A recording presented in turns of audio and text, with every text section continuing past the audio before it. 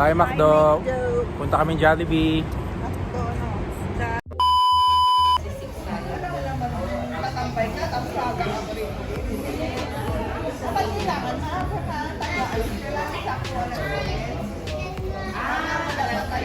Hello! Ayan, nandito kami second day ng opening ng McDonald's dito sa bandang Sheikh Zayed, malapit sa Financial Center Metro. So susubukan namin kumain ng luto galing sa mga bagong kalan at kaldero na McDo. Kaldero talaga? Fryer dapat. Fryer at saka grill. Griller, yan. So, yun. Order kami ng mga burger.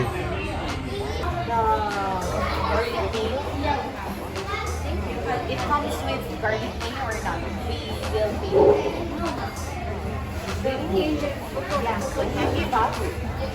Nakain na kami yung order namin.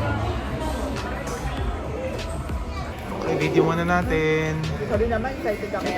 A few moments later. So, tapos na kami kumain. Ano masasabi niya din sa mga burger? Sa burger at sa fries?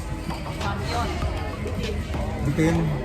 Ang in-order namin yung ano, ano yun? Yung pinaka-basic. Yung pinaka-basic na Laki ka burger. naman, pinaka-basic talaga, yung pinakamahal. Yung tag 1,200. 1,200. Pero yung totoo, ano yung Jollibee or McDo? Mas okay pa rin? Bida ang McDo. Pero para sa akin, ano, Jollibee pa rin ako. Jollibee burger pa rin ako.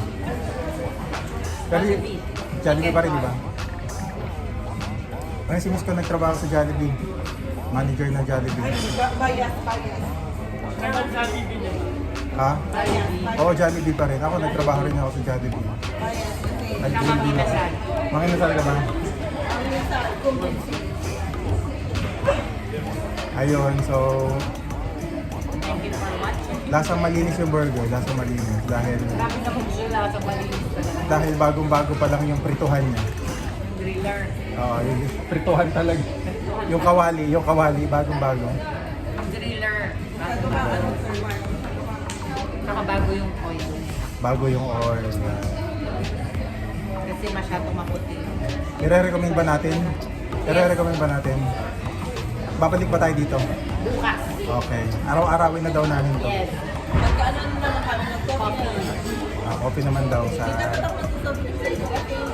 Pwede rin naman dito, di ba? May coffee din dito. Meron. Dito rin ulit, bukas, coffee.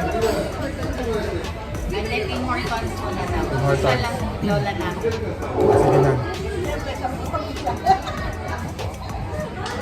10,000 libo. Libo. Isang kape. Ayan, nakita nyo naman yung aftermath ng... Ayun lang, salamat sa panonood. Bye. McDo.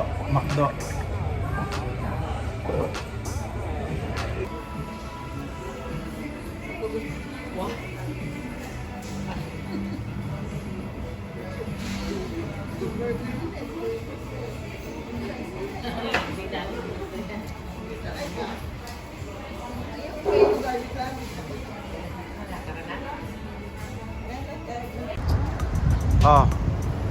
Kaway kayo dyan.